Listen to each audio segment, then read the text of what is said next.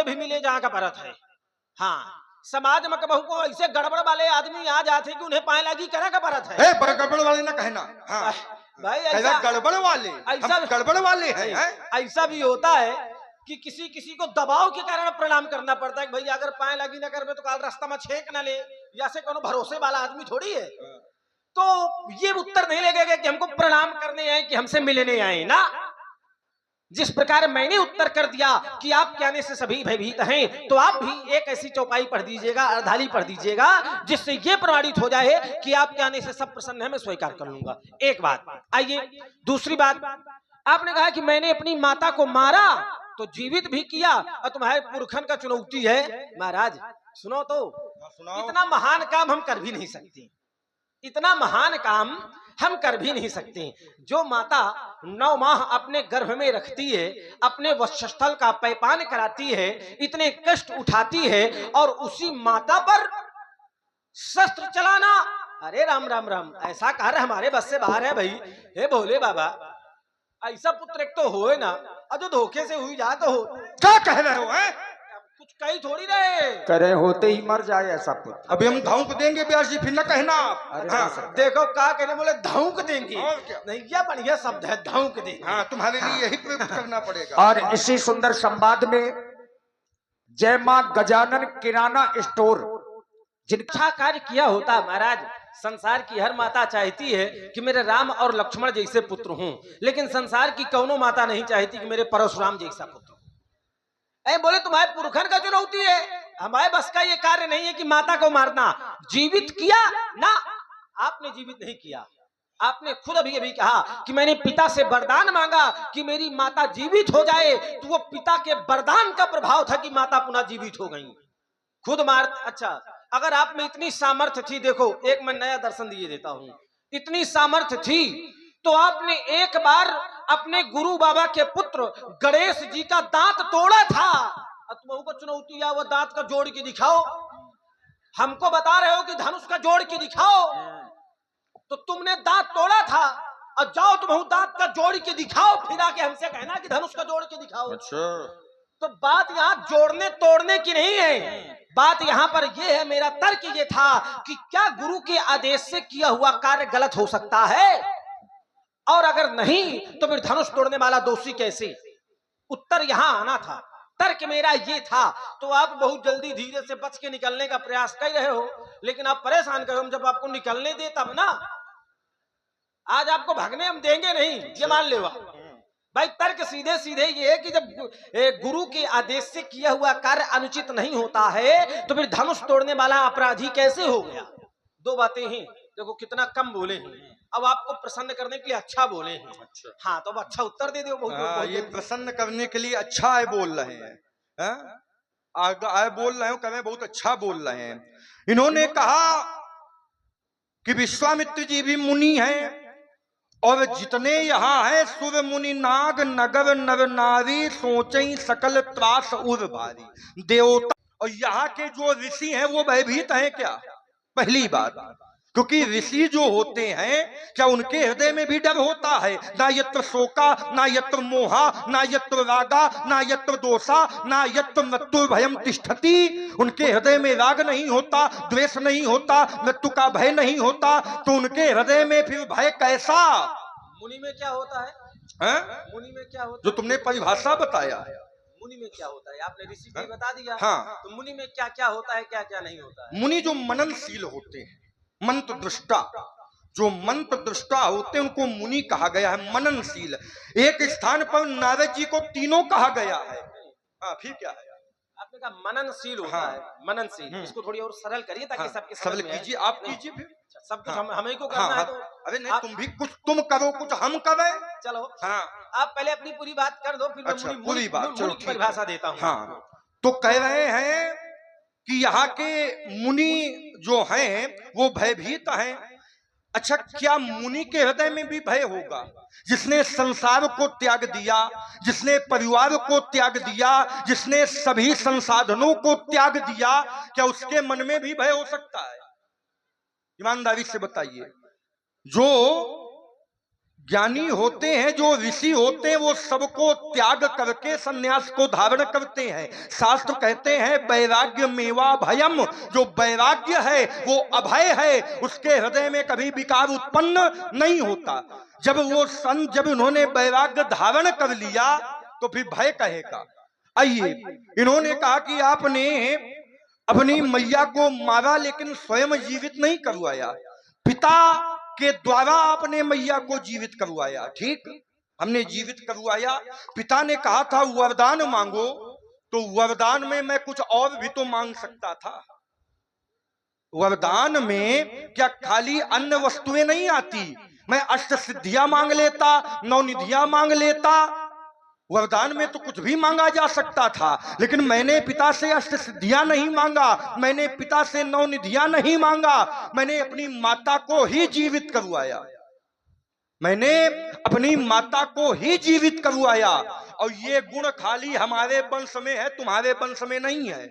और देखिए, एक हेलमेट यहाँ से जहां भी रखा हो, हेलमेट जब पानी बरसा था तो सामान रखवाया गया था। महाराज रावण का हेलमेट है 10 सिर वाला। क्योंकि ये विद्या सबसे पहले शुक्राचार्य को प्राप्त हुई और शुक्राचार्य के द्वारा हमारे वंश में इस विद्या का प्रादुर्भाव हुआ। शुक्राचार्य से ऋचिक को प्राप्त हुई, ऋचिक से जमदग्नि को प्राप्त हुई ये संजीवनी विद्या। तो ये विद्या हमारे ही वंश में है, तो हम तो जीवित करवा सकते हैं। विप्र देवता, हाँ, बात हो गई है ना आपकी? अभी कहाँ हो गई है? अभी बची है कुछ? और क्या? अच्छा चलिए, अब उसको बची रहने दीजिए। हाँ, तो बताओ। देखिए महाराज, आज मैं कथा सुनने के विचार में बिल्कुल भी नहीं। फिर तुमको क्या सुना है? आप कहते हैं कि संजीवनी इनके बाद इनको मिली, उनको, मुझको ये सब नहीं सुनना है ना। तुमको सुनना क्या? जो देखिए तर्क हैं, आज सिर्फ उन्हीं पर चिंतन हो, सिर्फ तर्कों पर। जैसे आपने कहा कि मेरे आने से सब प्रसन्न है, मैंने आपकी बात को काटा, मैंने कहा ना सब भयभीत हैं। अब आपको उसमें चिंतन देना था कि नहीं भयभीत नहीं प्रसन्न है। ठीक, जैसे मैंने कहा कि आपके आने से सब भयभीत हैं, ध्यान दीजिएगा, विचार करिए। मैंने कहा आपके आने से सब भयभीत हैं, मैंने एक अर्धाली पढ़ दी, चौपाई पढ़ दी कि सब भयभीत हैं। अब आप कोई ऐसा प्रमाण देते हैं, कोई चौपाई पढ़ते हैं जिससे ये प्रमाणित होता कि नहीं सब प्रसन्न है, मेरी बात कट जाती, बात हो जाती।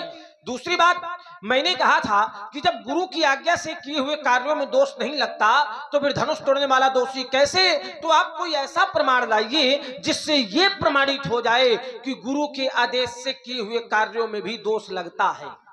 आप कोई, भाई मैं कहता हूं कि गुरु के आदेश से किए हुए कार्यों में व्यास जी कोई दोष नहीं लगता, तो अब आप ऐसा कोई प्रमाण दीजिए जिससे ये प्रमाणित हो सके कि नहीं दोष लगता है, तब तो मेरी बात कटेगी, चर्चा आगे बढ़ेगी। ठीक, और आइए, एक चिंतन निकल के आया था। आपने कहा कि मननशीला मुनि, जो मननशील हो वह मुनि, बोले भय नहीं होना चाहिए मुनियों के हृदय में। अगर आप मुनियों पर चिंतन करेंगे तो परशुराम जी को लक्ष्मण ने क्या माना? विचार करिए, लक्ष्मण ने परशुराम जी को क्या माना? तो मुनि माना। सुन मुनि वचन लखन मुस्कानी मुनि। अगर आप ये बताएंगे कि मुनियों के हृदय में भय नहीं होना चाहिए, तो मुनियों के हृदय में तो बहुत कुछ नहीं होना चाहिए। हमने तो ऐसा जाना है। और आप हैं श्री अखिलेश भैया, इटालिया वालों की ओर से 101 पुष्प मुद्राएं श्री परशुराम जी लक्ष्मण जी के चरणों में प्रदान है। धन्यवाद। ध्यान से सभी लोग सुनिए मुनि की परिभाषा। दुखे स्वन दुग्मेनः सुखेश विकृत स्पृहा वीतराग भय क्रोधा स्थिति मुनिरुच्यति। जय हो इंद्र देवता की। अब देखो, अब जहां जहां ही पहुंची है वन शांति से कुछ हो ही नहीं सका था। यज्ञ हुआ है तो यज्ञ का परिणाम वृष्टि है। अच्छा, मानते हो कि यज्ञ हुआ है? हाँ, हुआ है। सब लोग देखिए नया चिंतन बिल्कुल। कहते हैं कि यज्ञ हुआ है। अब भैया यज्ञ में उन व्यवधान मचा हुआ है, वह हुआ है। अच्छा, यहाँ से जोड़ोगे? देखो यज्ञ। व्यास जी भाई कहते हैं, परशुराम जी कहते हैं, अरे पनिया आए हो, करो आगे न हो बरसा था, थोड़ी हमें सुनो। इतना समय नहीं है कि आप इसी में लगे रहोगे, हम चले जाएंगे, पहले हमको सुनो ध्यान से। बहुत दूर जाना है। परशुराम जी कहते हैं कि यज्ञ हुआ है। तो मैंने कहा मानते हो कि यज्ञ हुआ है? बोले हाँ। अच्छा, यज्ञ में जो विघ्न मचावे वो कौन होते हैं? कौन होते हैं? आचार्य कहते हैं, व्यास जी कह रहे थे अभी। क्या कह रहे थे? क्या कह रहे थे? कुछ नहीं, देखा तो यज्ञ। और आगे निशाचर था भाई। का परशुराम जी निशाचर है? ना भाई। यज्ञ तो वीरभद्र ने भी नष्ट किया था। क्या बात है। तो क्या वीरभद्र निशाचर है? अच्छा, वीरभद्र ने कौन सा यज्ञ नष्ट किया? दक्ष यज्ञ। दक्ष यज्ञ। हाँ। दक्ष यज्ञ क्यों नष्ट किया था? क्योंकि भगवान शंकर का वहां अपमान हुआ था। यहीं रुक जाओ। हाँ।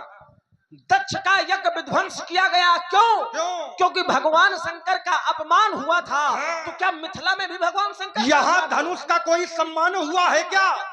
हो गई बात? हो गई। अब देखो, आप इस तरह से घुमाने का प्रयास करते अच्छा, हो। कि ये घुमा रहे हैं। आपने कहा कि दक्ष के यज्ञ में भगवान शंकर का अपमान हुआ था, बिल्कुल। तो मैंने कहा क्या मिथिला में भी हुआ है? हाँ। बोले यहाँ धनुष का अपमान हुआ है। और क्या? तो क्या धनुष भगवान शंकर है क्या? लेकिन भगवान शंकर का तो है। अच्छा, बोले धनुष भगवान शंकर तो नहीं है, हाँ। लेकिन भगवान शंकर का तो है। हाँ। तो महाराज, बेटा, जिसने धनुष तोड़ा है हाँ। वह तो भगवान शंकर का है। जबरदस्ती नहीं मानेंगे, कैसे मान ले भगवान शंकर का है? आप यही तो समस्या। अगर भगवान शंकर का होता तो आयुध क्यों तोड़ता? अगर तोड़ता तो तोड़कर धरती में क्यों फेंकता?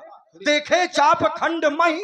महाराज सुनो तो, हाँ। थोड़ी सांस ले लिया करो। नहीं, सांस क्यों ले? कहीं बीचे में ना अटक जाए। नहीं, हाँ, ये हमारी चिंता ना करो। थोड़ी धैर्यता से हमारी बोलो। चिंता भोलेनाथ करते हैं। आइए। तुम अपन चिंता कराओ। कहते हैं कि भोलेनाथ का नहीं है धनुष तोड़ने वाला, लेकिन हमने तो ऐसा जाना है क्या जाना कि है? भगवान शंकर क्या है? बोले शंकर जगत बंद जगदीशा। हाँ। भगवान शंकर तो सारे संसार के ईश्वर हैं। ठीक। तुम त्रिभुवन गुरु वेद बखाना। हाँ। अगर धनुष तोड़ने वाला भगवान शंकर का ना होता तो यहाँ पर जितने भी ये देवता मुनि महात्मा थे, ये सब धनुष तोड़ने वाले की प्रशंसा ना करते, उसकी आरती ना करते। अच्छा, ईमानदारी से बताओ, हाँ। यहाँ जितने लोग बैठे हैं, हाँ। क्या आप लोग भगवान शंकर को नहीं मानते हैं? सब लोग मानते हैं। मानते हैं। तो फिर परशुराम जी कहे बड़ी अम्मा बन रहे हैं। हट बाचाल कहीं का रुक बड़ी जाओ। अम्मा ना कहे ना। रुक जाओ। हाँ। देखो महाराज, हाँ। तर्क की धारा बड़ी महीन होती है। हम तुमको महीन कर देंगे। अरे हमको महीन करने के चक्कर में अभी कल बताया था कि 8वां नंबर है। 8वां नंबर नहीं है। 7 चले गए हैं, अब 8वां है, ये ध्यान दो। हमको महीन करने के चक्कर में ना पड़ो। अगर भगवान शंकर की बात आप जोड़ेंगे तो भगवान शंकर तो संसार के ही, ये संसार भगवान शंकर का है। जो टूटा है वो भी भगवान शंकर का है, जिसने तोड़ा है वो भी भगवान शंकर का है। तो जैसे धनुष के लिए इतनी श्रद्धा है, इतना प्रेम है, तो फिर तोड़ने वाले के विरोध क्यों है? भाई, अगर धनुष के लिए प्रेम है तो धनुष तोड़ने वाले के लिए भी प्रेम होना चाहिए। क्यों? क्योंकि हमने तो ऐसा जाना है। देखो, इसी तर्क को मैं मजबूत किए देता हूँ। आपको मुनि जाना है और हमने तो ऐसा जाना है कि समासूत्रे च मित्रे च तथा मान अपमान यो शीतोष्ण सुख दुखेषु समास संग विवर्जिते। जो मुनि होते हैं उनके लिए शत्रु मित्र, सुख दुख, हानि लाभ, निंदा अस्तुत, यश अपयश सब बराबर होते हैं। आप मुनि हैं, आपको मैंने मुनि माना है, और अगर आप मुनि हैं तो आपके लिए धनुष अपना, धनुष तोड़ने वाला शत्रु, धनुष मित्र, ये कैसे? नारद जी भी तो मुनि है। समझ? अच्छा है, तो नारद जी हैं तो नारद जी कह रहे हैं क्रोध नहीं आया। अच्छा, कैसे बताइए तो। पहली तुम्हारी बात कह रहे हैं कि भगवान शंकर तो सबके हैं, भगवान शंकर सबके हैं, लेकिन भगवान शंकर का कौन है ये भी तो निर्णय करो। कौन है? कह रहे हैं शंकर जगत बंद जगदीशा, सूर नर मुनि सब नावहि शीशा। भगवान शंकर को देवता, मनुष्य और मुनि प्रणाम करते हैं। दक्ष अपने सभा में भगवान शंकर का अपमान कर रहा था। मनुष्य भी थे, संत भी थे, इंद्र थे, वरुण थे, कुबेर थे, यम थे, हर एक देवता थे। लेकिन विरोध किसने किया था? विरोध नंदी ने किया था। है? देवता अगर भगवान शंकर के तो विरोध करना चाहिए कि न करना चाहिए? अगर मनुष्य भगवान शंकर के थे तो मनुष्यों को विरोध करना चाहिए कि न करना चाहिए? लेकिन वहां देवताओं ने विरोध नहीं किया, वहां पर मुनियों ने विरोध नहीं किया, वहां पर देवताओं ने विरोध नहीं किया, वहां विरोध किया है तो भगवान शंकर के एक गण नंदी ने विरोध किया। तो यहां से सिद्ध होता है कौन भगवान शंकर का है और किसके भगवान शंकर है। दूसरी बात कह रहे हैं जो मुनि होते हैं वो मान अपमान, सुख दुख, हानि और लाभ में सम रहते हैं। नारद जी मुनि हैं, नारद जी मुनि हैं, तो नारद जी ने क्या क्रोध नहीं किया? नारद जी ने क्रोध किया है? भगवान शंकर के गण को श्राप दिया, संगी भंगी को श्राप दिया। अगर मुनि थे तो भी क्रोध उत्पन्न कैसे हुआ? हो गई बात? हो गई। चलिए, आपकी दो बातें हैं, मैं दोनों बातों पर उत्तर किए देता हूँ। आपकी पहली बात कि दक्ष के यज्ञ में देवता भी थे, लेकिन वहां पर भगवान शंकर का अपमान हुआ, लेकिन देवताओं ने कोई विरोध नहीं किया। ध्यान दीजिएगा थोड़ी, वहां पर देवताओं ने विरोध नहीं किया। तो जिस समय समाचार जब शंकर पाए, वीरभद्र करिकोप पठाए, यज्ञ विध्वंस जाई तिन कीन्हा, तो सकल सुरन विधवत फल जीन्हा। वहां देवता थे, उन्होंने विरोध नहीं किया दक्ष का, तो वहां देवताओं को भी दंडित किया गया था। क्या मिथिला में देवताओं को दंडित किया गया है? विचार करिए, दक्ष की यज्ञ में देवताओं ने, भगवान शंकर का अपमान हुआ लेकिन उन्हें विरोध नहीं किया, तो वहां देवताओं को भी दंडित किया गया था, लेकिन मिथिला में दंडित नहीं किया गया। यहाँ पर देवताओं ने धनुष तोड़ने वाले की आरती उतारी है, यहाँ पर देवताओं ने धनुष तोड़ने वाले की जय जयकार की है, यहाँ पर धनुष तोड़ने वाले की पूजा की गई है। ईमानदारी से बताओ, जिस व्यक्ति की जिस कार्य के करने पर पूजा की जाए, आरती उतारी जाए, जय जयकार किया जाए, वो कार्य अच्छा होता है कि बुरा होता है? पूरी समाज कहती है कि अच्छा। उत्तर ऐसा करो कि समाज कह दे कि नहीं सही है। एक बात। आइए दूसरी बात, बोले नारद जी, अच्छा संसार में दुईठा तो ब्रह्मचारी रहे, एक नारद जी रहे, एक ही रहे। चलिए इधर देख के कहो। बोले नारद जी को क्रोध नहीं करना चाहिए, क्योंकि नारद जी मुनि हैं, सत्य है, क्रोध नहीं करना चाहिए। अच्छा, नारद जी ने क्रोध किया तो अपनी इच्छा से किया या भगवान के करवाने पर किया? भगवान के करवाने पर किया। देखिए, आप बहुत हल्के में ले रहे होगा हमें, हल्के आप वो समझे नहीं रहे हो बात को। हम सोच रहे हैं कहे का थोड़ी देर बने रहो, आप मान ही नहीं रहे तो थोड़ी देर में देखो हम बने। देखो महाराज बेटा, ना परसु दिखेगा ना परशुराम दिखेंगे, दोनों 9-11। ये तुम्हारी कल्पना है, कपोल कल्पित तुम कल्पना करते हो। अब बच्चा लड़का कल्पना तो करवे करिए, क्या करिए, तो कल्पनाएं। चलिए, नारद जी ने निज इच्छा से क्रोध नहीं किया था। जब भगवान ने देखा कि करुणा निधो मन दीख विचारी, अरे व्यास जी जब आप बैठे तो फिर हम ऐसे काहे बोल रहे हैं? बोले करुणा निधि मन दीखो विचारी, करुणा निधो मन दीखो विचारी, उरो अंकुरे गर्भो तरु। परमात्मा ने देखा हृदय में विचार करके कि नारद जी के मन में तो अभिमान आ गया है। परमात्मा कहते हैं, बेगी सुमय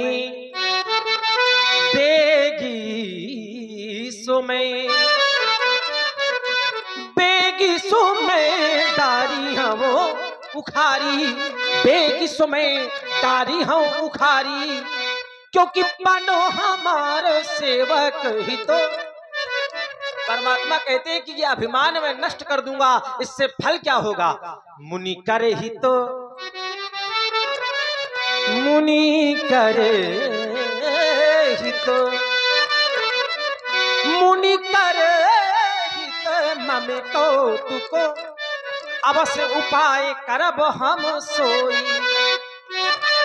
ये भगवान की महिमा थी, ये भगवान की माया थी कि नारद जी उसी मार्ग से सदैव निकलते थे, तो नारद जी को कभी कोई नगर नहीं मिला, लेकिन भगवान ने ऐसी माया कर दी कि उस नगर में, उस मार्ग में एक नगर मिला, राजा मिला, राजा की पुत्री मिली। ये परमात्मा की माया थी। आप हैं श्री नरेश सोनी जी और मनीष सोनी जी, ग्राम एटेलिया बाजा से। आपकी ओर से 51 पुष्प मुद्राएं सुंदर संवाद में प्रदान है। भैया श्री ब्रजेंद्र सिंह परिहार, श्री देवेंद्र सिंह परिहार, 51 पुष्प मुद्राएं आपकी ओर से भी बहुत बहुत धन्यवाद। देखिए, आचार्य कहते हैं व्यास जी महाराज कि परमात्मा की माया नारद जी के ऊपर अपना प्रभाव डालने लगी, लेकिन नारद जी समझ नहीं पाए। नारद जी जैसा ज्ञानी, आचार्य कहते हैं, बोले माया विवश भयो मुनि मूढ़ा, माया विवश भयो मुनि मूढ़ा, समझी नहीं है मीरा निगूढ़ा। देवर्षि नारद माया के